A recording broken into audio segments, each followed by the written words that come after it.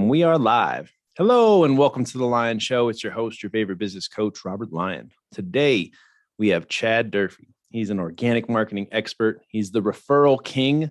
He's out there doing really great stuff, man. So why don't you kind of introduce yourself, Chad, and tell everybody a little bit about yourself and what you're up to?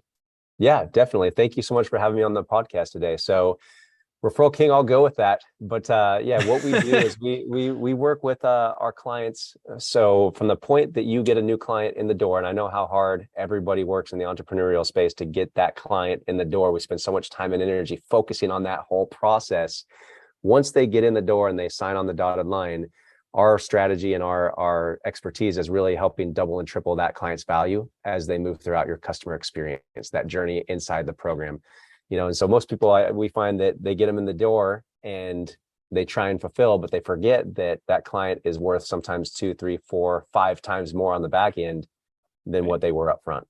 Yeah, it's kind of interesting to think, extend the lifetime value of a customer. It's a very businessy thing to think about. But I mean, I did a huge marketing campaign for a relationships coach. And we were spending a lot of money to get people in there. And then we figured out eventually that the best way to get more clients was to first satisfy the clients, make them super happy, and then have them tell other friends how great it was. And then that made a lot of more business and we were able to boost and grow. So what is the referral wave? Like, is it a software? Is it a service? Is it just like a process? What is it kind of? Yeah. So first and foremost, let's talk about the referral revenue, because what we work with clients on is referrals, renewals, and upsells, right? So LTV, lifetime value, which when you think about it, some of the most wealthy institutions on the planet, their lifetime value is where it's at, right? Like your banks, they don't make money on the free checking account. They get you in the door and they make money on the credit card and the mortgage and the second mortgage and the car loans and the investments, and it goes on and on. And what I think a lot of entrepreneurs forget about is, how do you create an ascension process in your business that when that client comes in the door, you can continue ascending them and working with them and continuing to grow that relationship and that value? Because once they purchase from you the first time, if you got a good experience, they're so much easier to get to purchase again, to get to re-sign, to renew, to refer, etc. Alex Hormozy calls that the invisible hand, right? The word of mouth and working on that lifetime value. So what we do in a nutshell is we work with companies, agencies, coaches, entrepreneurs, and we come in and we look at your customer journey, your offer, what you charge, who your avatar is, all these things matter. And we help you design a process, a system, if you will, that from the time the client signs on the dotted line until they're outside of your ecosystem and move into the next thing, that gets them to refer sooner, more often, to have much higher upsell ratios, to basically create raving fans as they come throughout your process.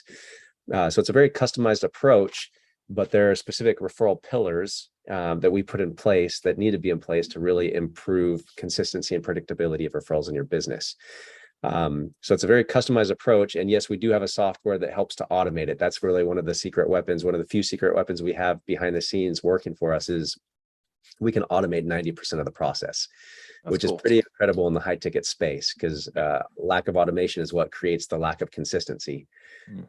You forget to do it, you run out of time, it feels like people are awkward, and you're like, oh, I just couldn't quite figure out the right place. And there's hundreds of thousands of dollars falling through the cracks every single year in people's businesses just from lack of consistency. Yeah.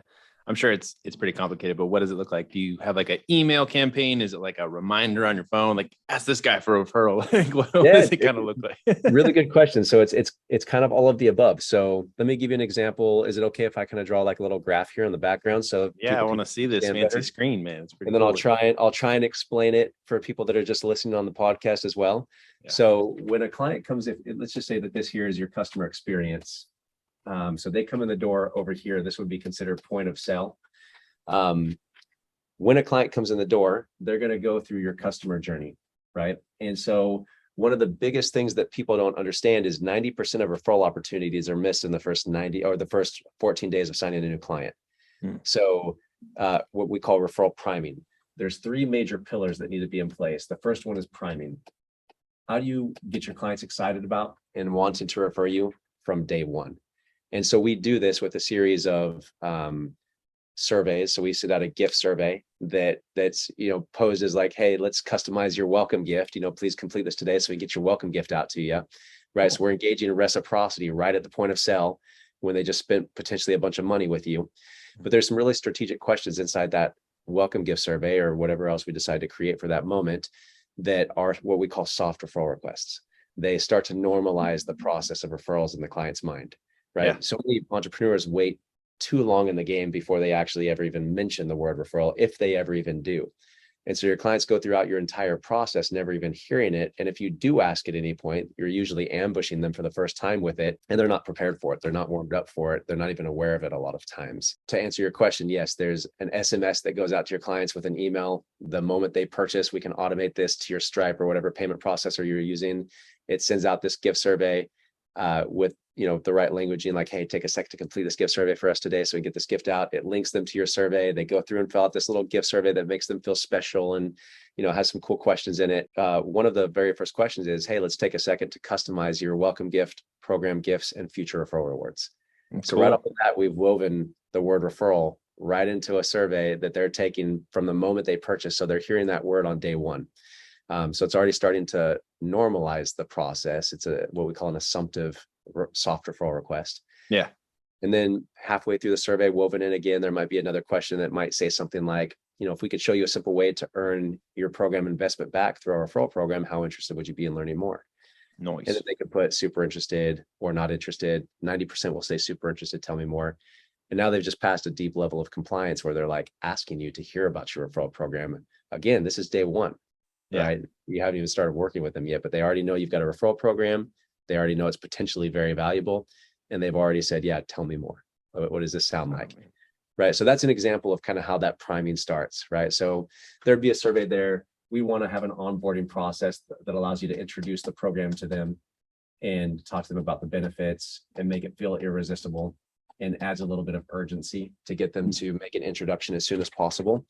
Right. And so that whole process was what we call priming. It's a little bit different for every company, but the principle is the same. We essentially want to warm your client up to hearing about your referral program, gently introduce them into a culture of referrals so they feel like, hey, this is just the way that it's done here. Right. That's so much better than just like spamming them with a link. And are you actually like sending them like a little brownie or like a little gift or something in the mail too? Or what is the gift? Yeah. Welcome gifts are really important, especially in the high ticket entrepreneurial space. If you're doing anything that I would consider high ticket sales, so services over $1,000, a welcome gift should be a part of that. It's something that's unexpected. It's over delivery. It's surprise and delight, right? It's the old terms that we know, but what it actually does is it engages reciprocity and it makes them like you more. Right. And it makes them more patient and it drops resistance, right? And so there's all these little things that you spend $20 or $50 on a welcome gift if you get the right type of gift, and it can do so much more for your business just from that one little gesture. Yeah, I got like an Alex Becker shirt back in the day, and I was like, "This is gold." It's just how it goes. So, what are a couple other pillars, man? The priming is just we've gone from referral king to referral wizard, man. You blew my mind. I think I like the wizard better. The Dumbo. There we go.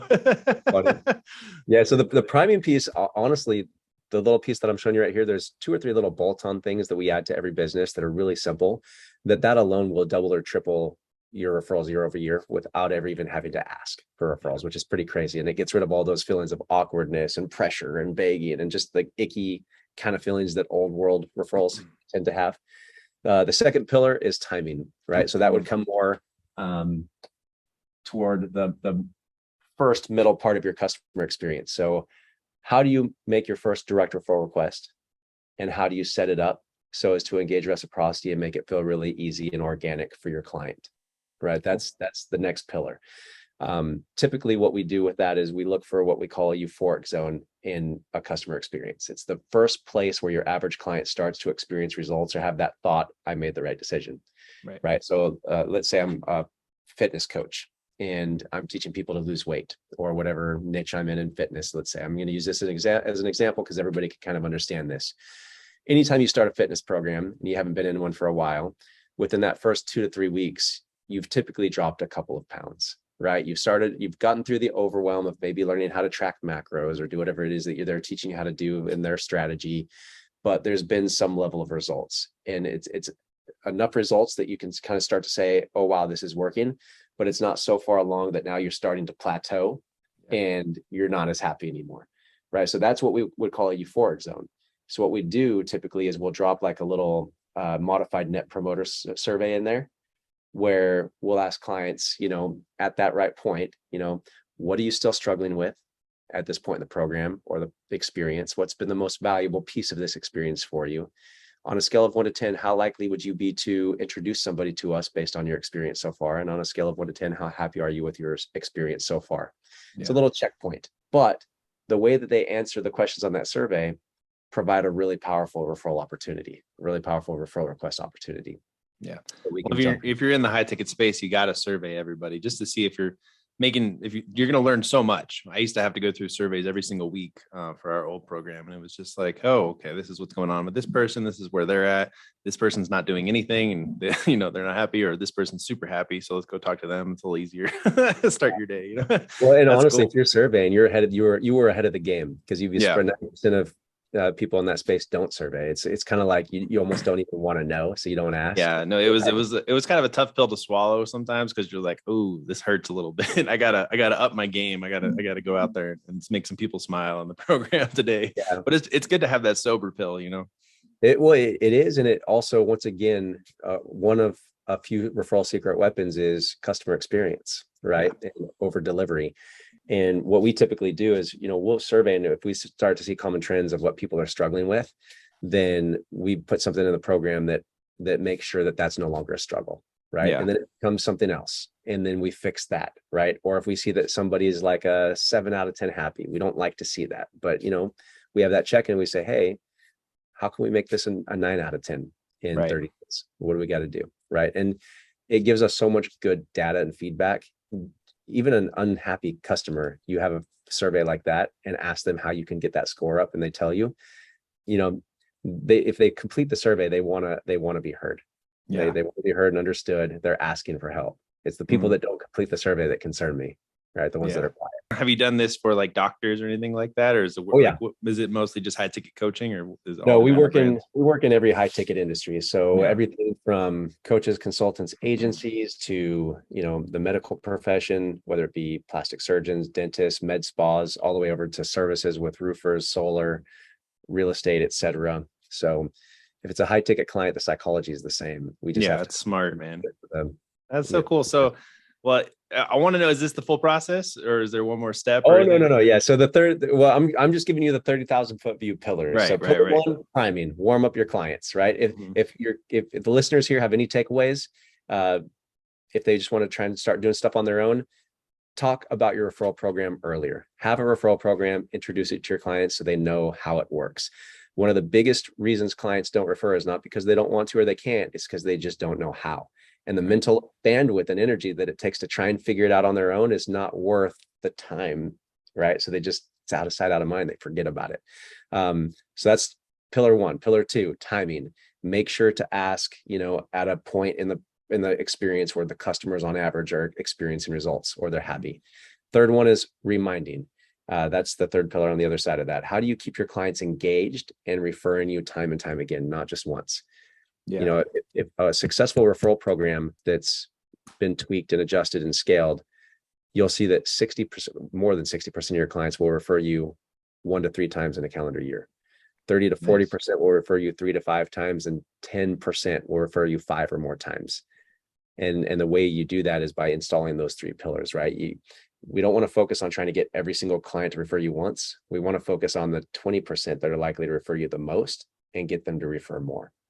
So it's 80-20 priming, timing, reminding. That's so cool, man. Listen, had to make it rhyme to make sense. Had to. Yeah. And now we all know. We remember. Yeah, that's killer. Right. So I want to know a little bit about your journey. How did the referral wave kind of come to be? What was kind of like your first kind of steps into this world? Yeah, that's a really good question. So my background, my educational background is behavioral and social psychology. So I've always been really involved in what makes the human brain tick. But I got into high ticket sales early. I was in car sales. So I was in the car industry. I got into high end banking. I went from that into real estate, from that into mortgages. And all along the way, I've been using my, referral psychology and behavioral psychology to kind of test and tweak and, experiment. Like I've experimented more on my clients than probably anybody ever. Nice. And I kind of just developed a system using these pillars here and a couple other things that really just made referrals easy. And they just kind of happened automatically. So started teaching that to some other companies when I was doing mortgages, and found that I could do it on my own, and kind of shifted into that maybe 5 years ago. And since then, it's really just kind of taken off. And then you built a whole software kind of behind it. So the software, so you can actually use any software, any full suite CRM you can use to automate this process. We happen to use Go High Level because we can create workflows inside of it as a team, and we can push it to our clients so they can use ours, or they can take what we've built for them and then, build it into like HubSpot or Keep or Infusionsoft or whatever other CRM they're using. So you don't have to use our software to make this work. It's more the design is, where the magic is at. Yeah, Go High Level has its own magic to it. So that's so cool that you're using it too. Yeah, exactly. So I read your little bio and it says organic marketing expert. So I kind of want to pick your brain on, what are you seeing for some good organic marketing tactics today for high ticket, for anything, or just kind of like, what do you think of, what is organic marketing to you? What does that mean to you? Yeah. So honestly, man, like I love every type of marketing. I would call organic anything that's not paid up front. Right. So you have your paid advertising, which I'm a big proponent of. I love that. I think it's one of the biggest things to scale once you have your organic side down. Organic is a great way to start. Right. So if I'm a brand new entrepreneur, business owner, I'm going to start with my database, with my inner circle. I'm then going to maybe go onto Facebook and my Insta, right? And I'm going to start, kind of putting stuff out there. Referrals is a huge piece of that. In fact, probably should be one of the first pieces of that before you ever even get to paid. And then paid advertising is typically how you scale. So as far as organic marketing tactics, man, like there's so many that still work. There's so many good ones. Yeah. Do you have like a silver bullet that you like? I mean, obviously referrals is like your golden gem. Well, I was going to say referrals is the silver bullet. That's what most exactly. people don't realize. That's the truth, actually. Yeah. That's wild. We've got a calculator that we can actually tell a business exactly how much is available for them in referral revenue that they're missing out on. So it's kind of crazy when people see that. But aside from that, with referrals, honestly, man, like I would say wherever your clients are at, getting it in front of them in the cheapest way possible. So if your clients are on Insta, how do I get in front of them and start to build a community there organically, whether that be, people that are doing cold outreach, whether that be starting a Facebook group, because my community is over on Facebook. When you're first starting, organic is really important. Yeah. Most of your more mature companies, once they start to get some momentum, they kind of start to go a little bit more away from organic because it's hard to scale. But it's a great way to get started and really get to a point to where you can then start, paying to scale faster. Yeah. I mean, what I teach people is like, get some organic marketing going, take a percentage of that, put that into paid ads, and then your engines are just firing on all cylinders. Yeah. Have you ever thought about doing this system with like JV marketing, basically, where you have so you already have the referral package set up for businesses, but you let people that aren't actually in the business refer people to the business and do like affiliate commissions? Is that any part of your business at all? Yeah. So let me put some context to that. So first answer to that is no, it's not something that we focus on. There are other companies out there that are really good with JV and affiliate type marketing. I was just curious. The process of affiliate and referrals is essentially the same mechanism, right? Right. The difference is the person doing it. Your affiliate JV is more. Yeah, it's a little kind of, I don't know. Yeah, they haven't actually gone through your program, right? Like all they care about is the cash, right? What's that incentive? Whereas your clients, it's a lot different psychology, right? They're more in it for social capital. Like, you're going to make them look good, right? So cash is a part of that, right? Or maybe not cash, maybe some gifting and some level of incentivizing them, but your clients are more in it as far as like, they're invested in it. If I'm referring you as a client, like the number one reason that I'm going to refer is because I think you're going to increase my social capital. Like besides the will to survive, the next deepest human motivator is the will to matter. So the cars we drive, the houses we have, the clothes we wear, referrals are a big piece of that. If I am going to refer a service provider, I'm not going to refer you unless, number one, I think you're actually going to help somebody. Number two, I can get my friend the hookup that they can't get on their own because it makes me more important in that tribe. Yeah. And number three, there's what feels like an irresistible incentive for me to do it. That's what's going to get me to proactively refer, right? So double-siding incentives is really important for, your referrals versus affiliate don't really need to double side. Like affiliate, they just like, you get the cash incentive right and they're good. Grind and pump pretty much. Just get people through the funnel or whatever. I was just curious because it's just kind of it's a good question. The process is very similar. Psychology is different. So totally different, a bit more complex. Yeah, people, if they're in your program, they already kind of like and love you, and they're going to refer you because they made a big investment, and they're like, well, I want other people to join this program and see how cool it is too, so I'm not alone or whatever. Yeah, it goes down a rabbit hole. That's cool, man. So what are some of the misconceptions of referrals that maybe people aren't thinking about? Yeah, good question. So first misconception, I would say probably the biggest, is clients who get results doesn't equal clients who refer. So most businesses and entrepreneurs feel like, oh, if my clients are getting results, they're going to naturally refer me. And that's not the case. There's no statistical correlation between happy, satisfied clients getting results and referring clients. Yeah. Engaged clients who refer. That's the key. They have to feel like they are a piece of the business. You've engaged them in some way to where they feel like that social capital is a big thing. I can be in your program and get great results, but if you're a transaction to me, then there's I'm not going to. Got to be a deeper emotional connection or something like that. Yeah, exactly. So you got to find a way to engage your clients as early as possible. And that's how you create referral centers. Like most of the referral centers, those connected people that refer 5, 10, 20 times, they're made in the first 30 to 60 days of an experience. Yeah. They don't get made after. Just curious, are you giving these clients or people that you're trying to do referrals, are you giving them like a package of like stuff to help them refer people, or is it just like a link, like or is it just like word of mouth? Like we're just like, so you prime them, right? Or you give them something, but do you give them like a little branding package or anything weird like that? I'm just curious. Yeah, depending on, absolutely. Yeah, so one of the keys is not only teaching them how to refer you, teaching them where to do it, and then making it easy for them, taking away resistance. That's nice. Like a big key. So we actually will create like a referral landing page that has like step 1, step 2, step 3, make a group intro here, or do it this way. If you don't know what to say, here's a message you can literally copy and paste and put into, send to your friends and just make your own. Like we really try and make it as easy as possible for people to make those introductions. The first one is always the hardest. So if we can get them to make that first one, subsequent intros just get easier and easier. So everything that we do is to try and get our clients to introduce us as quick and early as possible without being overbearing or bringing up those weird feelings again. Right. Yeah. So that's why that priming process is so important. So it seems like you do a lot of really intentional marketing. Like you've really kind of buttoned this down to like, this is how we get referrals. And it's just such an important part of business that it's kind of like your niche. Like, I mean, you're killing it, man. But how do you think about getting more laser focused on getting good leads and things like that? I mean, you got the customer journey, customer avatar. Do you have any other like just ways of thinking about it? I know it's kind of a broad topic, but I'm just curious for like laser targeted leads. How do you pick your customer out of everybody else and then get them to refer more and more and more? Like, are you just like, you have like a picture of Susan on your desk, like this is exactly who we're going for? Like, how do you think about it, I guess? Yeah. So I think every entrepreneur should have a very clear idea of who their avatar is, right? That ideal client. And to answer your question, yes. Like when I started my business, like I had it written out. Like I legit like called him Mike and I was like, this is Mike, this is Susan or whoever, or whatever I said her name was.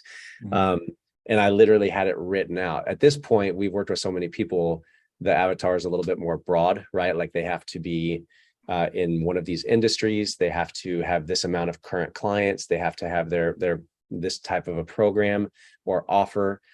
So we can be a little bit more broad.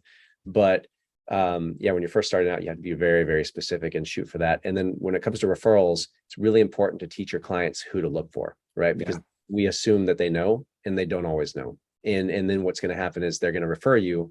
It's not going to be the right person. You're not going to close them, or it's not going to go well. And then they're going to think, it didn't work. And so they're not going to refer you again.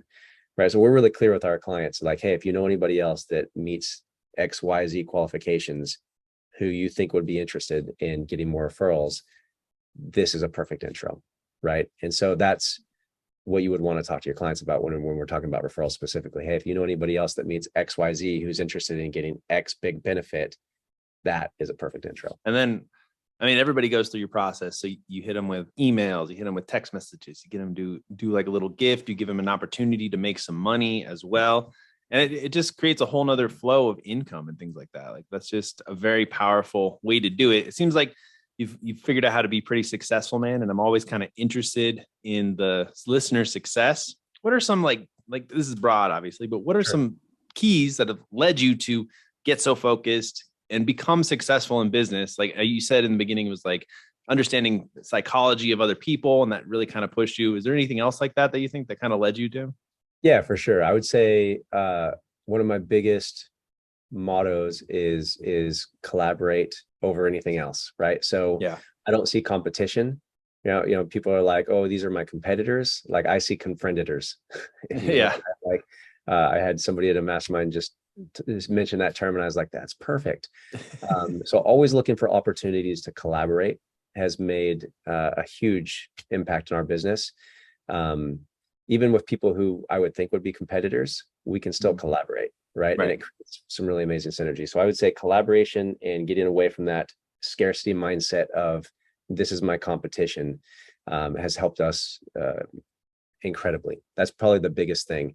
And then I would say the second biggest thing is hiring experts, getting to a point like I'm really good at one or two things, like Napoleon Dynamite's like skills, right? Like I got a couple skills that are kind of my thing, but everything else, like I don't know. And the amount of time it would take me to get good enough to actually see the results I want to see is more than I want to spend. So learning how to, again, with scarcity mindset, overcome that mindset of I have to pay somebody to come do this for me, and understand that, no, this is actually an investment that's going to yield dividends if I do this right, has made a huge difference in growth as well.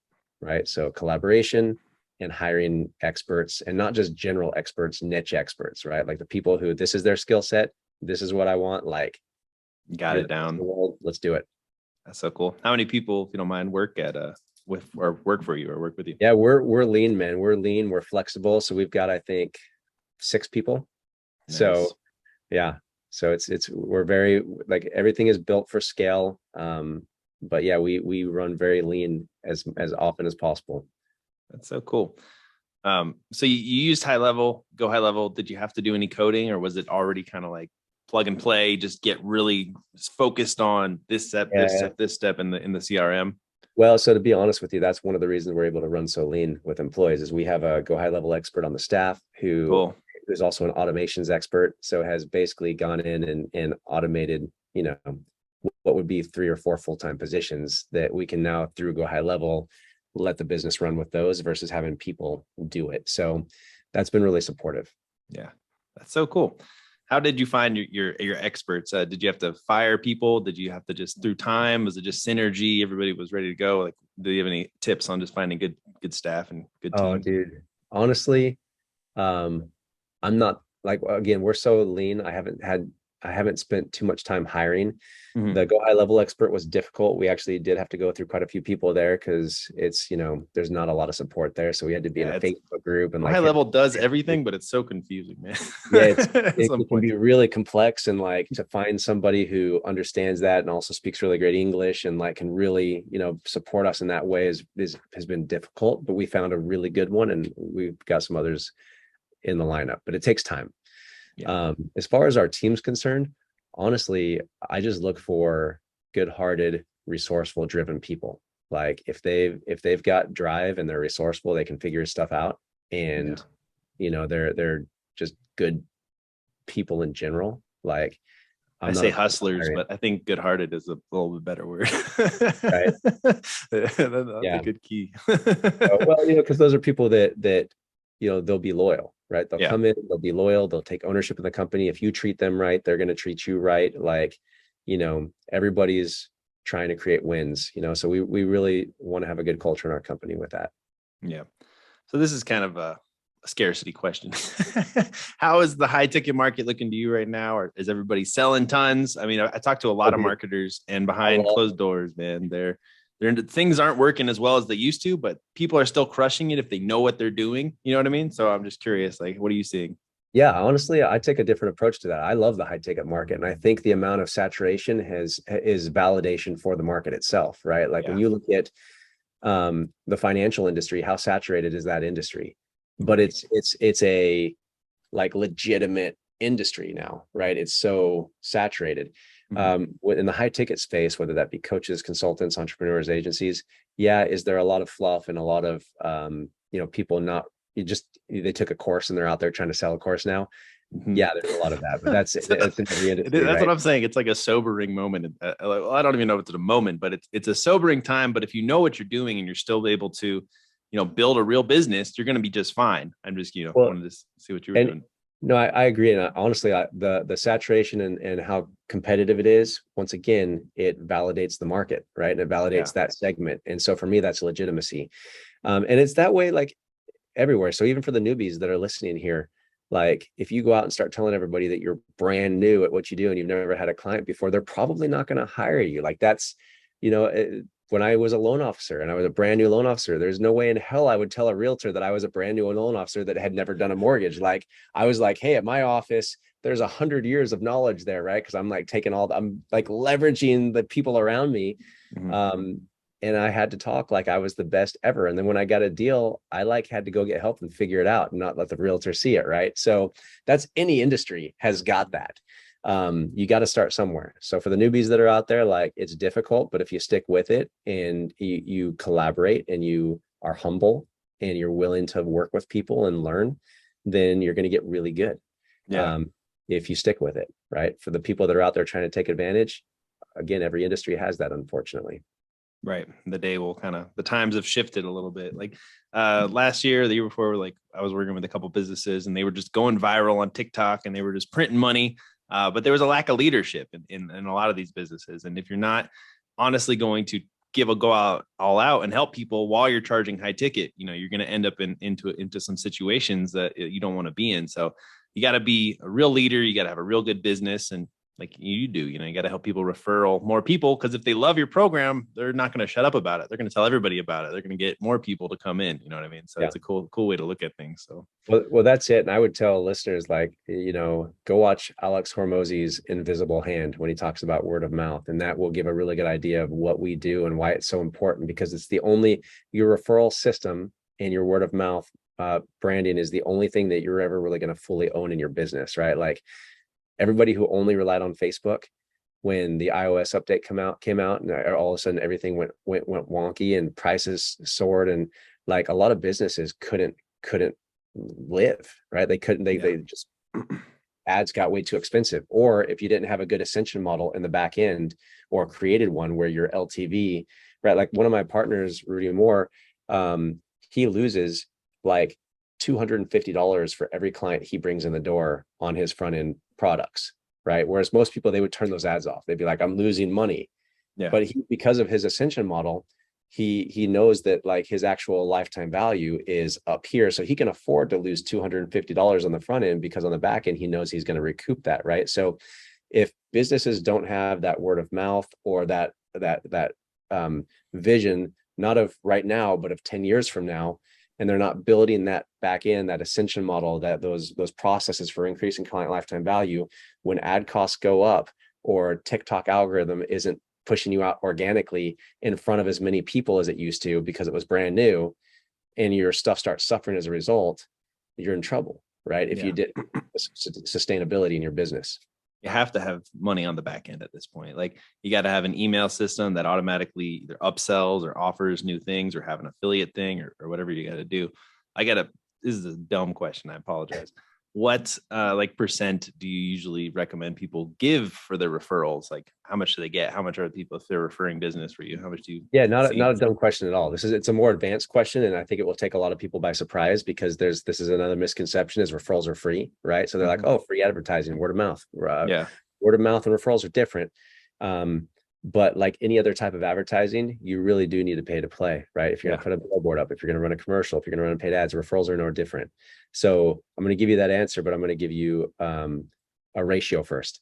So for every dollar that you spend on referral incentives, whether that be in actual cash or time, you should be getting at least a 3-to-1 return, right? So that's really the goal that we're looking for. So you want a 3-to-1 return, which scales, okay, but more than most things.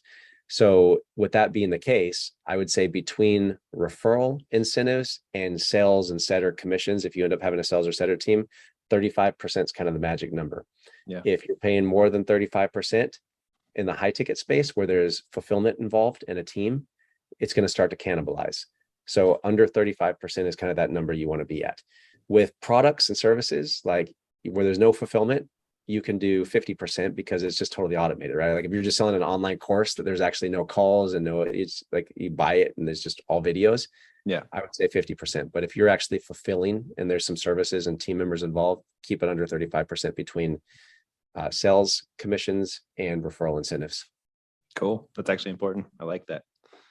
Man, we've touched on a lot of different cool stuff. You have like what is it? You had like an ebook, or you're an author? What kind of book was it? Yeah, so I've got the laser targeted leads framework. So that one is basically an ebook converted into more of a framework for getting leads. So I wanted to take that ebook and turn it into something people could actually use and implement and start getting some stuff. So it's informational, but it's also applicable as well, versus a lot of ebooks that are just very informational. Like here's what it is. That laser targeted leads framework is that converted ebook with some act now type things that you can do to get some instant results. Some actions. What are they going to get what are they going to get more when they get in there? Like they're going to learn how to make their customer journey or their customer avatar, or like, so they're going to get a lot deeper on what we just talked about with those 3 referral pillars: priming, time, and reminding, right? And some actionable steps they can take to start implementing those in their business today. Yeah. PTR. Priming, time, remind. I love it, man. You really went deep on it, and it sounds like what you're doing is working, which is beautiful. It's nice to see a new way to make some more money from when you're already making money, and just to make your business even more profitable and better, and help more people. You know what I mean? I think that's super powerful. Is there anything else on referrals that we didn't touch on that you might want to mention? I mean, there's a bunch. Yeah, I'm sure. I think we got pretty deep today. I'm sure the listeners are probably like, where do I go from here? Right? Right. Like, what's the next step? I would say get that LTL framework so you can like get some next steps there. But no, man, I think that this is probably a good first introduction for a lot of people. Go, man. Or a reintroduction for the people that already know the power of referrals and just haven't spent the time or energy to actually make it intentional in their business. I mean, if you're a serious business, everybody knows they need to make referrals. You just made a system that is crystal clear what you need to do. It's awesome. And if you're, doing big business, this is what you need. You need to have the CRM. You need to have the automation. You need to have the priming and the timing and the reminding. So that's badass, man. So I got 2 questions. I ask everybody that comes on the show, if they do want to get that laser targeted leads though, or if they want to talk to you or get into your world on social media and stuff, where's the best place to find you? Do you have show notes that you usually put out? Yeah, everything will be in the show notes. Yeah, let's just do that. I'll send you a link that you can just put in the show notes, and it'll take them to a form. They can just put in their info, and it'll just email it right to them. So they got it. So check out the show notes for that. Yeah, that'll be the easiest way. And then once they get the framework, if they want to continue the conversation with me, or maybe get some more customization or learn what their referral number is, I call it a referral number. It's that calculator I was telling you about. Inside at the very end of that framework, there's like a little button they can click to, get their referral number, find out what's actually on the table. Fancy referral calculator. Look at you with all this tech stuff going wild, man. That's awesome. How do you calculate your referral? Whatever is it, like how many people? So there's an algorithm behind that. So that's kind of what I was telling you about. So we pull the most recent statistics from the U.S. Small Business Association and our own internal research with hundreds of clients, and those numbers I was telling you about we found are true. If you have a good referral system in place, 60% of your clients will refer you 1 to 3 times, 30 to 40% will refer you 3 to 5 times, and 5 to 10% will refer you 5 or more times. Of all those referrals, about 70% will probably engage with you in some level of conversation. And of those 70% that engage, you'll probably close 50 to 60% of those if you've got a good offer. So that's what the referral calculator runs off of. So I just find out how many active clients do you have, how many clients are you bringing on every single month on average, and what's your client LTV? And with those numbers, we can tell you pretty accurately how much additional revenue you could be adding to your business every single year. That's awesome. I like that. Yeah. All right. So the 2 questions I ask everybody that comes on the show. The first one, I'm writing a book about money. So it's basically just like, do you have any tips or any advice on how to make more money, how to lose less money, or just like a relationship with money kind of? I would say don't spend as much money as I probably spend would be my first tip. Ask my wife that. Yeah. um, stay poor. I would say stay poor. Rather than keeping a bunch of money in your bank account, put it anywhere else that is going to make money for you outside of that bank account, right? Keep your little 6 months reserves, and everything else just goes into money makers. Mm-hmm. That could be coaching. It could be, services. It could be real estate. It could be whatever you want to call it. I don't care if it's crypto, probably not crypto right now. Who knows? But wherever it's going to make you more money.